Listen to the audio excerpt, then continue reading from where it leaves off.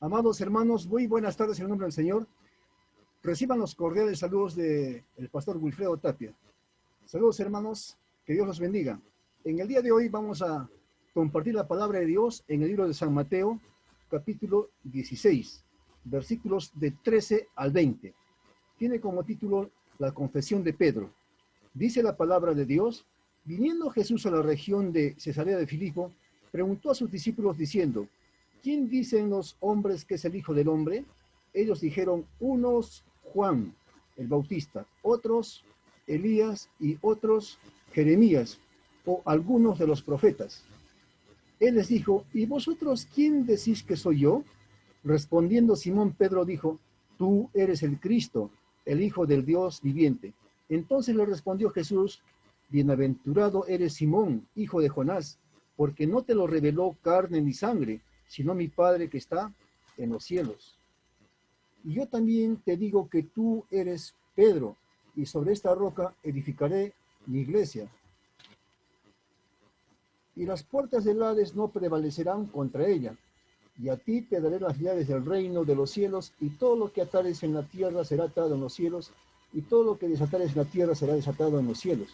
Entonces mandó a sus discípulos que a nadie dijesen que él era Jesús el Cristo. Es la palabra de Dios, hermanos. Este es un pasaje muy importante para la fe cristiana, amados hermanos. Y en esta oportunidad le he puesto como título la declaración que salva. La confesión que salva. En este pasaje bíblico, amados hermanos, nos encontramos con dos preguntas que hace Jesús a sus discípulos y a nosotros también. Y la pregunta puntual sería: ¿cuál es el propósito de las preguntas de Jesús? Nuestro Señor Jesucristo somete a sus discípulos a prueba con dos preguntas que les dará nueva luz de quién es realmente el Cristo enviado por Dios. Es probable que estas preguntas de Jesús tuvieran el propósito de verificar hasta dónde sus discípulos estaban al tanto de la opinión pública en relación a su identidad. Vamos a ver la primera pregunta de Jesús. La primera pregunta de Jesús es: ¿quién dicen los hombres que es el Hijo del Hombre? Versículo 13. En el presente texto, Jesús no utiliza la primera persona como en Marcos, sino que se refiere a sí mismo en tercera persona, como Hijo del Hombre. Veamos cuáles son las respuestas. La respuesta la encontramos en el versículo 14 y son variadas. Dicen: el Hijo del Hombre sería Juan el Bautista. Otros dicen: el Hijo del Hombre sería Elías. Otros dicen: Jeremías. Y finalmente dijeron: uno de los profetas. De este modo, Jesús es identificado con personajes del pasado, no como una persona única, con su propia identidad. Como una aplicación, como una reflexión, ¿qué diríamos? En el día de hoy, ¿qué dice la gente de Jesús? ¿Quién es Jesús? ¿Quién es Jesús para usted, amado hermano? Hoy en día, muchas personas tienen conceptos errados en cuanto a la persona de Jesús. Así, por ejemplo, los testigos de Jehová afirman que Jesús es solo un ser creado y gran profeta, pero no Dios. Dicen que la Trinidad no existe y niegan la divinidad del Espíritu Santo. Los mormones dicen que Jesús es un ser preexistente, hermano de Satanás, y que todos podemos llegar a él, a ser como él. Los católicos, ¿qué dicen? Colocan a Jesús en segundo plano, exaltando más a María, a quien le han dado el título de Madre de Dios. ¿Qué dice la secta de Hare Krishna? Afirma que Jesús es el hijo de Krishna. Niegan la existencia y encarnación de Cristo y lo considera solo un principio divino que se halla dentro de cada ser humano. En estos tiempos, amados hermanos, los judíos ortodoxos niegan que Jesús sea el Mesías o el Cristo, y aún siguen todavía esperándolo. De acuerdo a todas estas diversas opiniones actuales en cuanto a Jesús, entonces la pregunta puntual es: ¿quién es Jesús? Para usted, amado hermano, en Cristo, ¿quién es Jesús? Podemos ver por estas afirmaciones y nos podemos dar cuenta que muchas personas no lo conocen a Jesús. lo cual es un terrible error, porque de eso depende nuestra salvación. Es por ello que Jesús quería estar seguro que a sus discípulos no les quedara la más mínima duda de quién realmente era Él. Por eso Jesús les hace la segunda pregunta. ¿Y vosotros quién decís que soy yo? Y esta segunda pregunta va dirigida directamente a sus discípulos, que han estado con Él durante un tiempo extenso. Como siempre, Simón Pedro responde por todos ellos. ¿Y qué va a decir? ¿Qué va a revelar? ¿Qué va a declarar? Va a decir, tú eres el Cristo, el Hijo del Dios viviente. Como vemos en la palabra de Dios, los 3 evangelios sinópticos registran las palabras de Pedro con algunas diferencias verbales, pero con un elemento en común. En Marcos dice, tú eres el Cristo. En el Evangelio de San Mateo dice, tú eres el Cristo, el Hijo del Dios viviente. En el Evangelio de San Lucas dice, y el Cristo de Dios. Esta variedad de confesiones significa que no existía una fórmula ortodoxa reconocida universalmente en aquel momento histórico. Sin embargo, las 3 confesiones utilizan la palabra clave, el Cristo, es decir, el Mesías. La palabra griega Cristo, al igual que la palabra hebrea Mesías, quieren decir ungido.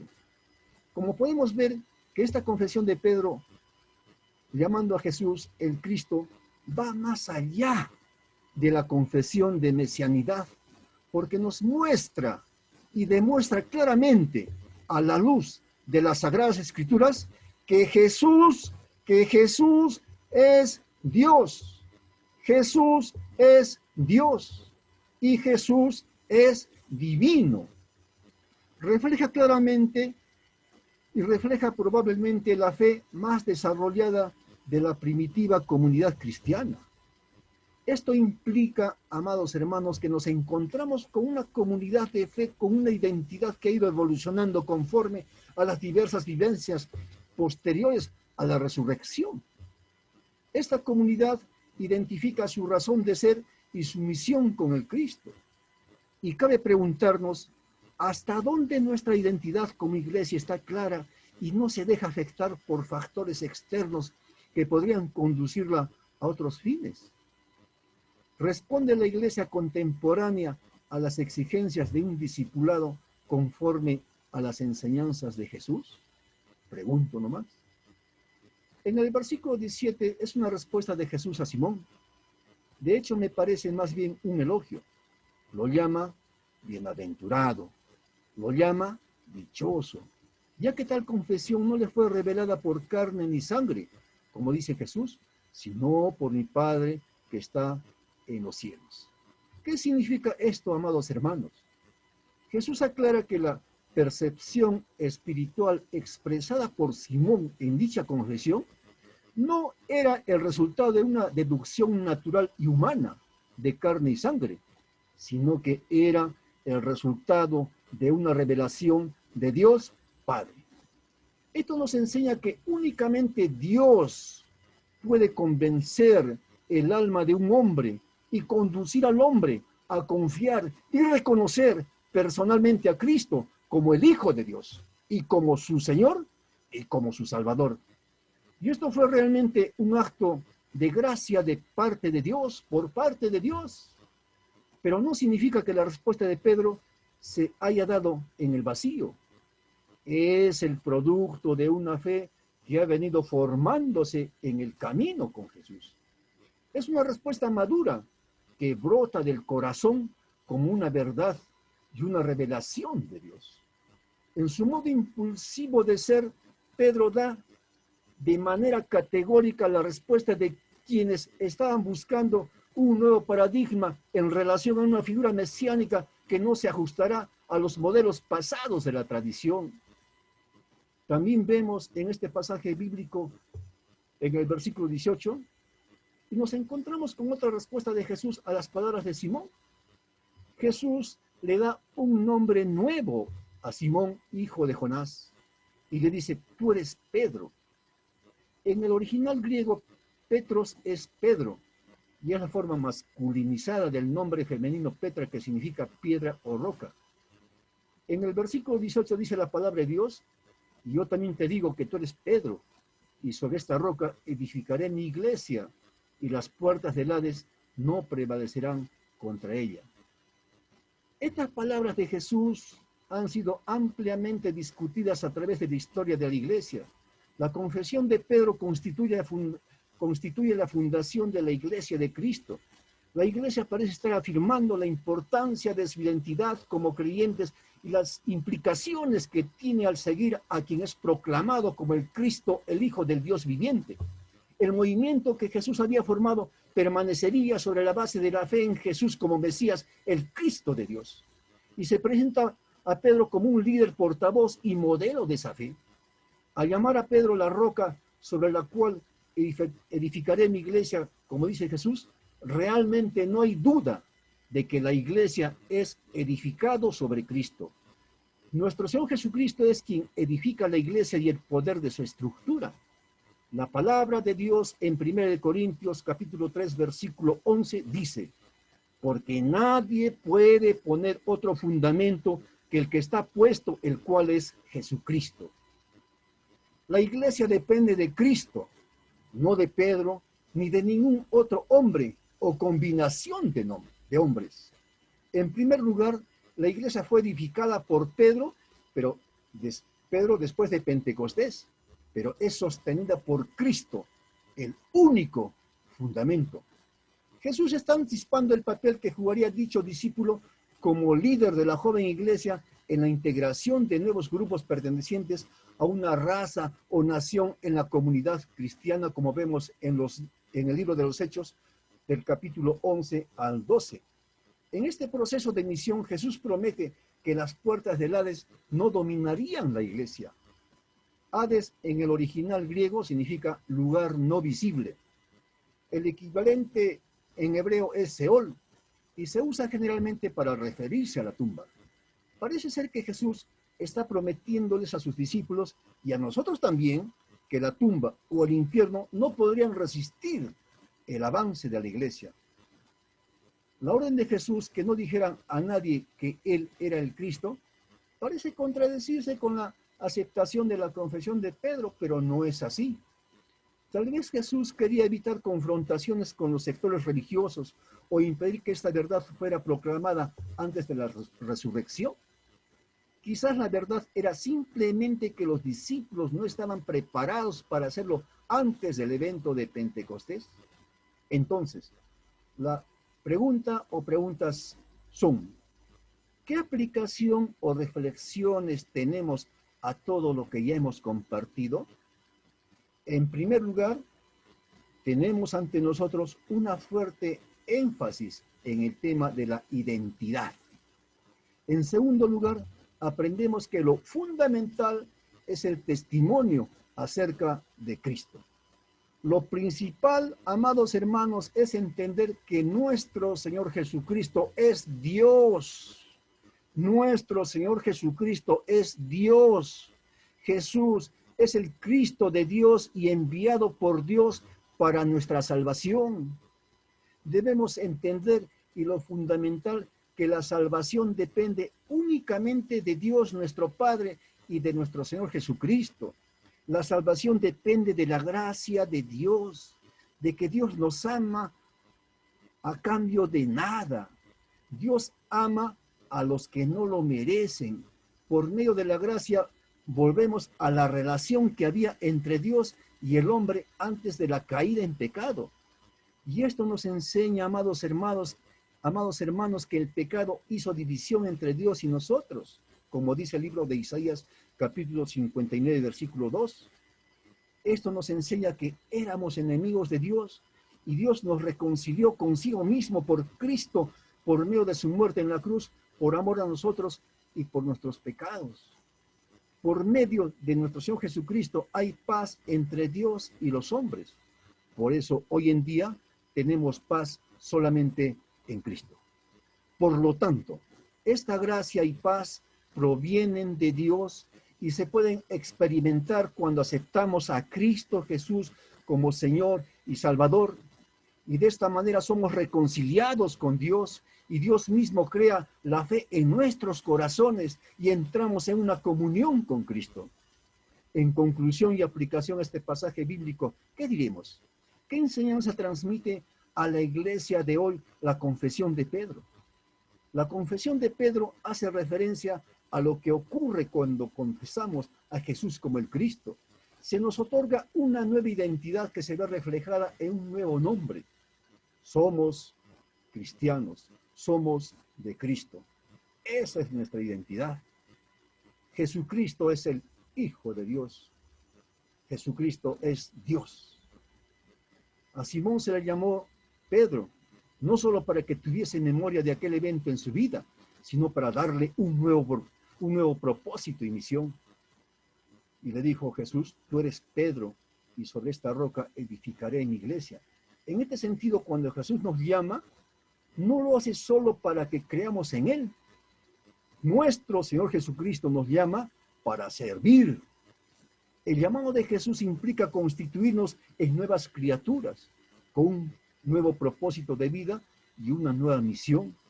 El discipulado implica un encuentro con Jesús y confesar que Él es el Cristo. Implica seguir a Cristo y amarlo. Implica aprender de las enseñanzas de Jesús como nuevo modo de vida. Implica ponerlas en práctica a través del servicio a Dios con la iglesia y desde la iglesia a otras personas. Implica proclamar el evangelio a toda criatura sin distinción de clase, país, raza o género. Con respecto a la sociedad, ¿qué diremos? La sociedad evaluará nuestro propósito y misión según el modo en que la iglesia viva dicha identidad hoy, ya sea a través del servicio individual de la persona creyente o de esta con la comunidad de fe. La misión se ejerce desde la Iglesia Universal, representada por la diversidad de denominaciones y movimientos cristianos y diversidad de modelos para poner en práctica. Cada modelo de misión se ejercerá según el contexto de la Iglesia y sus circunstancias. Para finalizar, surgen algunas preguntas que merecen ser atendidas a la luz de lo dicho y son las siguientes. En primer lugar, ¿estamos claros en cuanto a nuestro propósito y misión como creyentes y como iglesia? ¿Está la iglesia contemporánea asumiendo su identidad frente a la injusticia social, la discriminación, el abuso de poder, la falsa espiritualidad y las voces que gritan por igualdad y la pobreza? ¿Cuáles son los aspectos que caracterizan la identidad de nuestras congregaciones? ¿Cómo las congregaciones, desde su identidad denominacional, atienden asuntos como la injusticia y la violencia? ¿Cuáles son los desafíos actuales para la iglesia en el día de hoy? ¿Quién es Jesús para nosotros hoy? Nuestra misión dependerá de nuestra respuesta a estas y otras preguntas, y especialmente de nuestra acción. La verdad es que allí donde se proclame el Evangelio, se celebren los sacramentos según las Escrituras, se ofrezca servicio en amor a quienes participan de la comunidad de fe y a quienes están fuera, y se brinde ayuda a la persona pobre y necesitada, garantizando la realidad del reino de Dios entre nosotros, allí estaremos viendo de manera continua las marcas de la identidad de la iglesia.